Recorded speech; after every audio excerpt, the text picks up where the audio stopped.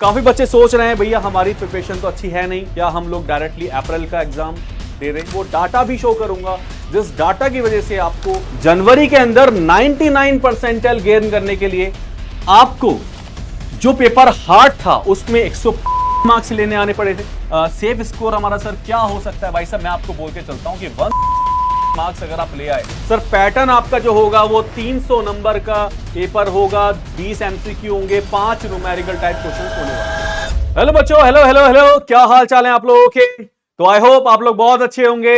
मैं आप लोगों का स्वागत करता हूं पीडब्ल्यू के वंडरफुल चैनल पर। राइट, आज हम लोग डिस्कस करेंगे बहुत ही इंपॉर्टेंट पॉइंट, जो कि है कि हम लोग फर्स्ट अटेम्प्ट को फोकस ज्यादा करें या सेकंड अटेम्प्ट को फोकस करें। तो भाई साहब ये वाला जो कंफ्यूजन आपके दिमाग में है, ये वाला जो कंफ्यूजन आपके दिमाग में हो रखा है, इस कंफ्यूजन को आज खत्म करते हैं। तो काफी बच्चे सोच रहे हैं भैया हमारी प्रिपरेशन तो अच्छी है नहीं, क्या हम लोग डायरेक्टली अप्रैल का एग्जाम दे रहे हैं। हमारा सर सिलेबस कंप्लीट नहीं है, दुनिया भर के रीजंस आप लोगों के माइंड में होंगे। तो पहले जल्दी जल्दी छोटा वीडियो रखते हैं, पॉइंट टू पॉइंट बात करते हैं। वो डाटा भी शो करूंगा जिस डाटा की वजह से आपको यह पता होना चाहिए कि हमें जो खास ध्यान रखना है वो जनवरी वाले अटेम्प्ट के लिए आपको ध्यान ज्यादा रखना है। क्या रीजंस है, क्यों ध्यान रखना है जनवरी वाला अटेम्प्ट, क्यों हमें जनवरी वाले पे ज्यादा फोकस करना है, उन सभी की बातें मैं आगे करने वाला हूं। राइट, तो सबसे पहले बात करते हैं कि भैया ये तो सबको पता है कि पैटर्न क्या होने वाला है। सर पैटर्न आपका जो होगा वो 300 नंबर का पेपर होगा, 20 एमसीक्यू होंगे, 5 न्यूमेरिकल टाइप क्वेश्चंस होने वाले हैं। अब बात करते हैं सर क्या कंफ्यूजन है माइंड में, और क्यों है बच्चों के माइंड में कंफ्यूजन कि फर्स्ट अटेम्प्ट करें या सेकंड अटेम्प्ट को ज्यादा फोकस करके चलें। वो कंफ्यूजन क्रिएट क्यों हुई है उसके बारे में पहले बात करते हैं। तो ये बताओ बच्चों, क्या ये सारे जो पॉइंट्स मैं लिख के लाया हूं, क्या ये इन पॉइंट्स में से आप किस कैटेगरी में आते हो, कमेंट बॉक्स में लिख के बताना। ठीक है, सबसे पहला जो दिमाग में क्यों आ रहा है ऐसा क्वेश्चन कि भाई साहब फर्स्ट अटेम्प्ट करूं या सेकंड अटेम्प्ट में ज्यादा फोकस, क्यों आ रहा है ऐसा क्वेश्चन दिमाग में। सर पहला, सर सिलेबस कंप्लीट नहीं है। दूसरा, सर सिलेबस कंप्लीट है पर क्वेश्चन नहीं बन रहे हैं। सर पीवाईक्यूएस नहीं करे हैं सभी चैप्टर्स के। सर फर्स्ट अटेम्प्ट के लिए कॉन्फिडेंस नहीं है। सर 11th रिवाइज्ड नहीं है, मेनली फॉर 12th वाले बच्चों के लिए वाला पॉइंट है। क्योंकि ऑब्वियस बात है कि इस समय बच्चा अक्टूबर लास्ट में अपना सिलेबस कंप्लीट कर लेता है क्लास 12th का, और उसके बाद नवंबर में आपके प्री बोर्ड से स्टार्ट हो जाते हैं, लगभग दिसंबर तक चलते हैं। उसके बाद जनवरी में आपको अपना एग्जाम देना है आईआईटी जेईई का फर्स्ट शिफ्ट का। तो कहीं ना कहीं आपका 11th रिवाइज नहीं होता तो आप थोड़ा कंफ्यूज होते हो, क्या मुझे ये स्किप करना है, क्या मुझे अप्रैल का देना है। तो ये सब चीजें दिमाग में आपके रहने वाली हैं। जैसे सब पुराने सारे चैप्टर्स भूल गया हूं, और सबसे इंपॉर्टेंट पॉइंट जो कि बच्चा जब तैयारी करने उतरता है तब उसके दिमाग में क्या होता है कि सर बस डायरेक्टली एडवांस लेवल क्वेश्चन कराओ, सर डायरेक्टली अच्छे लेवल क्वेश्चंस कराओ, सर बेसिक क्वेश्चंस मत कराओ। तो भाई साहब ये वाले बच्चे भी काफी होते हैं, है ना, ये वाले बच्चे भी काफी जो बाद में रोते हैं, जब बाद में रोते हैं दिसंबर के आसपास, जो ये सोचते हैं कि भैया डायरेक्टली फर्स्ट डे से स्टार्ट हो जाओ, सर आईआईटी जेईई एडवांस के क्वेश्चन कराओ, उसके अलावा कुछ मत कराओ। तो भाई साहब ये सारे पॉइंट्स एक ऐसे पॉइंट्स हैं जिसकी वजह से तुम्हारे दिमाग में ये फिट हो रहा है भाई साहब कि फर्स्ट अटेम्प्ट को स्किप कर दे और सेकंड अटेम्प्ट पे मूव कर जा। ओहो ठीक है कि नहीं। तुम किस कैटेगरी में आते हो एक बार कमेंट बॉक्स में लिखकर बताना, तुम्हारी कैटेगरी कौन सी है जिसकी वजह से तुम्हारे दिमाग में एक क्वेश्चन आ रहा है। अब आते हैं वो उस डाटा को मैं तुम्हें शो करता हूं, जिस डाटा की वजह से आप ये कंफ्यूजन अपने माइंड से निकाल सकते हो कि सच में तुम्हें आईआईटी जेईई का फर्स्ट अटेम्प्ट पर ज्यादा फोकस करना है, जनवरी के अटेम्प्ट पर ज्यादा फोकस करना है, और अप्रैल में एक इंप्रूवमेंट के लिए आपको सोचना है कि लेट्स से आपकी 97 परसेंटाइल जनवरी में आ गई, तो हां इंप्रूवमेंट की जा सकती है अप्रैल में। केवल उस अप्रैल वाले शिफ्ट को केवल इंप्रूवमेंट के लिए सोचो, लेकिन अपना पूरा जी जान पूरा दिल लगा दो किसके अंदर, यहां पे जनवरी वाले अटेम्प्ट के अंदर। क्या रीजन है सर, क्या डाटा है प्रीवियस ईयर का। सर वो डाटा कुछ ऐसा है बच्चों, अगर मैं आपसे बोलूं कि आपको दिख रहा है कि 2023 के अंदर, अगर मैं बात करता हूं जनवरी वाली शिफ्ट की और मैं बात करता हूं हाईएस्ट मार्क्स, ये लोएस्ट मार्क्स है। जनवरी के अंदर 99 परसेंटाइल गेन करने के लिए आपको जो पेपर हार्ड था उसमें 155 मार्क्स लेने आने पड़े थे, और जो पेपर इजी था उसमें 189 मार्क्स लेके आने पड़े थे 99 परसेंटाइल के लिए। आप खुद ही देखो, यहां पर देखो 98 परसेंटाइल लाने के लिए फर्स्ट शिफ्ट में आपको लाने पड़े लोएस्ट 133, जो पेपर हार्ड था उसमें 133, और जो पेपर इजी था उसमें 165 मार्क्स लेके आने पड़े आपको 98 परसेंटाइल लेने आके। क्लियर एकदम। अगर तुम देखो 97 के लिए तो 124 लाने पड़े यहां पे लोएस्ट, और हाईएस्ट कितने लाने पड़े 151, मतलब जो पेपर आसान था उसमें 151 लाने पड़े, जो पेपर हार्ड था उसमें 124 मार्क्स लेके आने पड़े। सेम चीज आप 96 परसेंटाइल देखो, उसमें सर 109 मार्क्स लेके आने पड़े लोएस्ट मार्क्स, जो पेपर हार्ड था उसमें 109, और जो पेपर हार्ड था उसमें 140। अगर सेम सिचुएशन आप देखो अप्रैल वाली शिफ्ट देखो, तो उसके अंदर आपको दिख रहा है कि लोएस्ट मार्क्स जो पेपर हार्ड था उसमें ये नंबर लाने के बारे में आपने सोचा, और जो पेपर इजी था उसमें ये मार्क्स लाने के बारे में सोचा। आपको दिख रहा है डिफरेंस, दिख रहा है सर। दोनों का डिफरेंस देखो तो 6 नंबर ज्यादा लाने पड़े अप्रैल में, 8 नंबर ज्यादा लाने पड़े अप्रैल में, 4 नंबर ज्यादा लाने पड़े अप्रैल में, 6 नंबर ज्यादा लाने पड़े 100, मतलब अप्रैल के अंदर सेकंड शिफ्ट में आपके ज्यादा मार्क्स आपको लाने पड़ रहे हैं फर्स्ट शिफ्ट से। आप समझ जाओ, इसी कंपैरिजन समझ जाओ कि कहीं ना कहीं मार्क्स में बढ़ोतरी हो रही है, और आपको ज्यादा अच्छा परफॉर्म करना पड़ेगा अप्रैल में कंपैरेटिवली जनवरी। यहां भी देख सकते हो आप डिफरेंस, सर 11 का डिफरेंस दिख रहा है, 12 का, 10 का, मतलब जो इजी पेपर रहा होगा जनवरी का और अप्रैल का उसमें आपको 99, 98, 97, 96% डालने के ज्यादा मार्क्स लाने पड़ रहे हैं। 2024 में थोड़ा डाटा गड़बड़ाया है, किसकी वजह से? 27 जनवरी 2024 का जो पेपर था, 27 जनवरी 2024 फर्स्ट शिफ्ट का पेपर 2024 का, उस पेपर में तो एक पेपर ऐसा आ गया उस शिफ्ट का कि भैया उसके अंदर तो जो एवरेज बच्चा था उसने बहुत अच्छा किया, जो बिल्कुल बिलो बच्चा था उसने बहुत अच्छा किया, जो बच्चा बहुत अच्छा पढ़ाई करके उसने तो बहुत अच्छा क्या ही किया। तो आप समझ जाओ कि भैया इसी वजह से ये डिफरेंस आपको दिख रहा है कि भैया 99 लाने के लिए जो पेपर हार्ड था जनवरी का उसमें 151 मार्क्स लाने पड़े, और हाईएस्ट कितना गया था उसमें 230। कभी हिस्ट्री में ऐसा हुआ नहीं कि 235 236 नंबर लाने पड़ रहे थे तुम्हें, किसके लिए? 99 परसेंटाइल के लिए। कभी ऐसा हिस्ट्री में कभी नहीं हुआ, मतलब 200 205 207 210 ये वाला एक रेंज आपका था, तो आप इजीली 99 परसेंटाइल को अचीव कर पा रहे थे। कभी हुआ ही नहीं 200। ये वही शिफ्ट है जिसके अंदर ये मार्क्स गए हैं। ये शिफ्ट कौन सी वाली है सर? ये शिफ्ट है वही 27 जनवरी वाली, 27 जनवरी वाली शिफ्ट है, जिसमें मार्क्स 236 या 235 कुछ ऐसा नंबर था, जिसमें आपको 99 के लिए आपको 99% आपको मिली थी। तो समझ जाओ आपकी। और बाकी आप देखो, बाकी आप यहां पर किसी भी चीज को देखो, यहां पर तुम्हें 99 परसेंटाइल हो, 98 हो, 97, 90 कुछ भी हो, आपके पास जो सेकंड शिफ्ट है अप्रैल वाली, उसमें आपको ऑब्वियस बात है ज्यादा अच्छा परफॉर्म करना पड़ रहा था कंपैरेटिवली फर्स्ट शिफ्ट से। आप देखो यहां 151, यहां 186, यहां 131, यहां 164, वहां 118 और 152, 109, 140, मतलब देखो 35 34 इस टाइप का डिफरेंस आपको करना पड़ रहा था। मतलब अप्रैल में आपको ज्यादा नंबर लाने हैं 99 परसेंटाइल के लिए 98 के, मतलब कहीं ना कहीं कहने का मतलब यह है कि कहीं ना कहीं जनवरी वाला अटेम्प्ट तुम्हारे लिए ज्यादा बेनिफिशियल है, ज्यादा अच्छे से स्कोर कर सकते हो और बढ़िया काम कर सकते हो जनवरी के अंदर। बात सही है? अच्छा, ये जो मैं डिफरेंस बता रहा हूं, ये मार्क्स के अकॉर्डिंग बता रहा हूं। अगर आप इसमें नंबर ऑफ कैंडिडेट्स के अकॉर्डिंग देखोगे ना, नंबर ऑफ कैंडिडेट्स के अकॉर्डिंग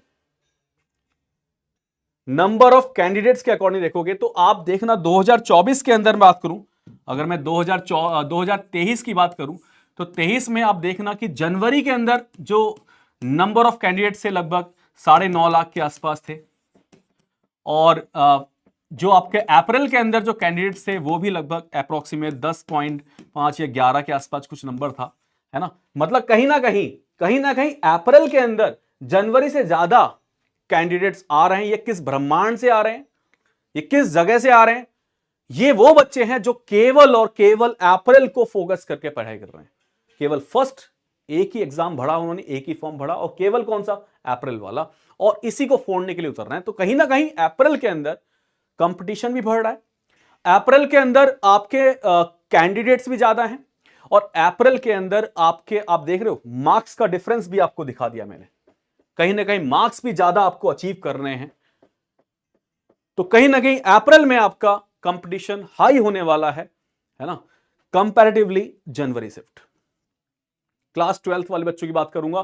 क्लास 12th वाले बच्चे इस समय कंफ्यूज हैं क्योंकि उनका 11th रिवाइज कंप्लीटली नहीं हो पाता, क्योंकि अक्टूबर में तो वो अपना 12th का सिलेबस ही कंप्लीट करते हैं। नवंबर दिसंबर बचा, उसमें वो प्री बोर्ड में लग जाते हैं, फिर थोड़ा रिवीजन किया तो अपना जनवरी वाला पेपर देने के बारे में सोचते हैं।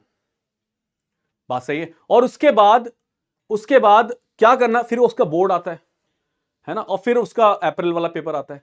तो अब अगर मैं आपसे बात करूं कि फर्स्ट शिफ्ट है कब, सर फर्स्ट शिफ्ट है 22 जनवरी से लेके 31 जैन तक। ये मतलब 2000 मतलब जेई 2025 का जो फर्स्ट शिफ्ट है वो सर ये है, ये फर्स्ट शिफ्ट की बात हो रही है। और अगर मैं सेकंड शिफ्ट की बात करूं, सेकंड शिफ्ट की, तो वो है आपका 2 अप्रैल से 10 अप्रैल तक है ना, ये सेकंड शिफ्ट है आईआईटी की। और क्लास 12th के जो बोर्ड है, क्लास 12th का जो बोर्ड है सर, वो कब से कब है, मेरे हिसाब से वो आई थिंक 15 फेब से स्टार्ट हो रहा है। एक एग्जैक्ट डेट बता रहा हूं, बाकी 25 और 29 के बीच में कहीं ना कहीं वो एंड हो रहा है, 29 मार्च। तो बच्चा अगर 12th का ये सोच रहा है कि भैया एक काम करता हूं, मैं पूरा बोर्ड का पूरा एग्जाम देने के बाद फुल फ्लैशली अप्रैल वाला शिफ्ट दूंगा, तो भाई साहब गलत फहमी है। क्यों, रीजन, इसका रीजन क्या है, अरे भाई तू 29 को फ्री हो रहा है, 25 को फ्री हो रहा है, तो मतलब एग्जाम कब से है, 2 अप्रैल से है, मतलब 5-6 दिन मिलेंगे आपको। 5-6 दिन में केवल आप रिवीजन ही कर सकते हो, जो पुराना किया हुआ है उसी को रिवाइज कर सकते, कुछ नया नहीं कर सकते, और कुछ नया करने का टाइम भी नहीं है। तो तू सोचे कि पुराना मैं कुछ नया कर जाऊंगा इस पेपर में, अप्रैल वाले में, तो कुछ नया नहीं कर पाएगा। लेकिन हां, जनवरी में तू फुल फ्रेश माइंड से तू बैठकर एग्जाम को अच्छा कर सकता है। तो जनवरी वाला पेपर तेरे लिए ज्यादा अच्छा होने वाला है कंपैरेटिवली अप्रैल। तू उसमें उतना ही कर पाएगा जितना जनवरी में कर सकता है। हां, ड्रॉपर वाले के लिए ये बाउंडेशन नहीं है, ना तो उसका बोर्ड का एग्जाम है, ना ही कुछ है। तो बच्चों, बोर्ड ड्रॉपर वाले बच्चे 2 कैटेगरी के मैं मान के चलता हूं। पहला, जो 12th करने के बाद डायरेक्टली ड्रॉपर में एडमिशन लेता है, अप्रैल में तैयारी स्टार्ट करता है, वो फुल फ्लैशली अप्रैल में ही आप अपना अच्छा करने के बारे में सोचेगा। क्यों, क्योंकि सिलेबस कंप्लीशन उसको पूरा करना है, 11th भी करना है, 12th भी करना है, किसमें कंप्लीट, इसके इस ड्यूरेशन में 11th भी करना है, 12th भी करना है। वो अपना फुल फ्लैश देने वाला है अप्रैल के अंदर खतरनाक तरीके से, और वो जनवरी वाले को एक तरीके से एज अ टेस्ट देने के बारे में सोचेगा। बट ऐसा सोचना मत, क्योंकि जब ऐसा तुम ही सोच रहे हो ना, ऐसा पता नहीं कितनी जनता सोच रही है अप्रैल के लिए फोकस करने का। तो कहीं ना कहीं जनवरी में कंपटीशन कम रहेगा तुम्हारे लिए कंपैरेटिवली अप्रैल के लिए। बात सही है। और एक चीज और, एक बच्चा और होता है ड्रॉपर का, जो एक्चुअली 12th के अंदर जेईई मेंस निकाल चुका होता है, और वो एडवांस का एग्जाम देता है जून के अंदर या फर्स्ट मई के लास्ट वीक के अंदर, और उसके बाद जून में उसका सिलेक्शन नहीं होता है एडवांस में, या तो रैंक खराब आती है, कोई कारण रहा होगा, बट उसकी तैयारी बहुत अच्छी थी, बट वो जून में ड्रॉपर में एडमिशन लेता है किसी कोचिंग के अंदर, वापस से जनवरी वाला एग्जाम तक वो सिलेबस नहीं कर पाता है, क्योंकि 11th 12th पूरा करना होता है। वो बच्चा भी अप्रैल के लिए फोकस करता है, और वो अप्रैल तक जेईई मेंस एडवांस दोनों के लिए फोकस करता है। अप्रैल वाला बच्चा पूरा जेईई एडवांस को लेकर फोकस करता है। तो कहीं ना कहीं ड्रॉपर के दिमाग में ऐसा रहता है कि भाई साहब, मैं अगर तैयारी कर रहा हूं तो जेईई एडवांस को लेकर कर रहा हूं, जिसमें मुझे अप्रैल वाले में वो पेपर एक ऐसा होगा, वो फोड़ेगा ही उसको, ऑप्शन नहीं है, वो ऐसा हिट करेगा उसको कि खत्म ही कर देगा उसकी कहानी। तो कहीं ना कहीं ड्रॉपर के अंदर वो एक रहता है कि भाई मैं अगर जनवरी में अच्छा नहीं कर पाया ना, तो मेरे पास कोई चांस ही नहीं है, मुझे अप्रैल में अच्छा करना ही करना है। तो ये मन में आया दिमाग में कि भाई मैं जनवरी अच्छा नहीं कर पाऊंगा, तो ये कंफ्यूजन माइंड से निकालना है। अपना फोकस, अगर आप जनवरी पे अपना बेस्ट दोगे, तो भाई साहब आपका अप्रैल वाला बहुत बेस्ट होने वाला है। तो अगर आप मेरी गाइडेंस चाहते हो तो भैया मैं आपको सेशन एक ही बात दूंगा कि जनवरी के अंदर जो हो सकता है वो आप करो, वो जितना कर सकते हो उतना करो। सर क्या कर सकते हैं, क्या सेफेस्ट स्कोर हो, सेफ स्कोर हमारा सर क्या हो सकता है? भाई साहब मैं आपको बोल के चलता हूं कि 175 मार्क्स अगर आप ले आए जनवरी वाली शिफ्ट के अंदर और लगभग 185 या 187 मार्क्स ले आए किसमें, अप्रैल वाली शिफ्ट में, ये आपका सेफेस्ट स्कोर होने वाला है। सेफ स्कोर है मतलब कहीं ना कहीं ठीक ठाक एनआईटी के अंदर आप पहुंच जाओगे। अब सर क्या करें, क्या करें फर्स्ट अटेम्प्ट के लिए? तो बच्चों फर्स्ट अटेम्प्ट के लिए आपको क्या करना चाहिए, कुछ इंपॉर्टेंट बातें बताऊंगा। जैसे आपको अपने चैप्टर्स वो वाले डिफाइन कर लेने चाहिए जिस पे आप अच्छा स्कोर करते हो और जो इंपॉर्टेंट भी है जेई के पॉइंट ऑफ व्यू से। मैथ की बात करूं तो determinant, matrices, limit, area under the curve, differential equation, vector, 3D, ये चैप्टर वो हैं जो स्कोरिंग चैप्टर्स है। स्टैट्स हो गया, कोऑर्डिनेट ज्योमेट्री हो गया, जिसपे क्वेश्चन 100% आते हैं। क्वेश्चन आपको 100% मिलेगा इसका। तो कहीं ना कहीं आपको वो चैप्टर डिफाइन करने पड़ेंगे तीनों सब्जेक्ट्स में और उस पर लगना पड़ेगा। सर क्या कर सकते हैं उसके लिए? इन चैप्टर को रिवाइज करो, थ्योरी कंसेप्ट दोनों, इसके जितने पीवाईक्यूज लगा सकते हो। मैं तो आपको सजेस्ट ये करूंगा कि पीवाईक्यूज अगर आपने 2022 और 23 और 24 के लगा लिए, मैं आपको बता रहा हूं वहां पे क्वेश्चन इन इंपॉर्टेंट चैप्टर से करके आ जाओगे डेफिनेटली। और सर रिमेनिंग चैप्टर छोड़ने हैं क्या? भाई साहब छोड़ मत भाई, छोड़ने के लिए कौन बोल रहा है? तू केवल किसी ना किसी कोचिंग में कहीं ना कहीं तूने कुछ पढ़ा होगा, उसके नोट्स तेरे पास होंगे, उनको रिवाइज कर ले। उस नोट्स में जो क्वेश्चन लिखे हुए हैं उनको अच्छे से करके जा। 100% बता रहा हूं, तू वहां से भी कुछ करके आ जाएगा। इतना काम करना, 27 दिन तुम्हारे पे बचे हुए हैं, 27 दिन में तुम इतना ही कर सकते हो, इसके अलावा कुछ नहीं कर सकते। और रिमेनिंग चैप्टर पे कोई प्रैक्टिस करने की जरूरत आपको नहीं है। केवल और केवल इंपॉर्टेंट चैप्टर्स जो आपके इंपॉर्टेंट, जो आपके एग्जाम में आते हैं, हाई वेटेज वाले चैप्टर आपको मिल जाएंगे। बहुत सारी वीडियोस आपके पास पड़ी होंगी यूट्यूब पे, कहीं भी देख लो और इन चैप्टर पर लग जाओ। बस ये पूरे वन शॉट देखना शुरू करो। मंजिल है, दुनिया भर की मतलब यहां पे सेशंस होते रहते हैं। मंजिल से आप कर सकते हो, बहुत सारी जगह हैं जहां से आप कर सकते हो, लेकिन ये टाइम आपके पास करने का आ चुका है। तो थैंक यू सो मच बच्चों, बेस्ट ऑफ लक, लगे रहो इस तरीके से। और एक एपीजे अब्दुल कलाम जी की एक लाइन्स हैं वो पढ़ना चाहूंगा। आप अपना भविष्य नहीं बदल सकते लेकिन अपनी आदतें बदल सकते हो, और निश्चित रूप से अपनी आपकी आदतें आपका फ्यूचर बदल देंगी। हां सर बिल्कुल सही बोला। हम लोग उठेंगे 11 बजे सुबह को, किस खेलने जाना तो 1 घंटा खेल ही रहे हैं। तो सब चीजें ये तुम्हारी आदतें हैं जिसकी वजह से आप बहुत अच्छा नहीं कर पा रहे हो। कुछ चीजों को बाउंड करो और अपने पढ़ाई के अंदर कूद जाओ। आपके पास ऑप्शन नहीं है। ये दिसंबर से लेकर जून तक का जो टाइम होता है ना, ये करियर चेंजिंग टाइम होता है। यहां पर तुम या तो किसी प्राइवेट कॉलेज में होंगे, या किसी एक आईआईटी के अंदर होंगे, या किसी एनआईटी के अंदर होंगे। वो आपको पता है कि आपको कहां जाना है। हर किसी बच्चे ने अपना गोल सेट कर रखा है। ओके, तो थैंक यू सो मच बच्चों। आज की वीडियो आई होप आप लोग पसंद की होगी। अगर हां तो एक बार कमेंट बॉक्स में अपने आंसर डालना। Okay, thank you so much, best of luck, bye bye.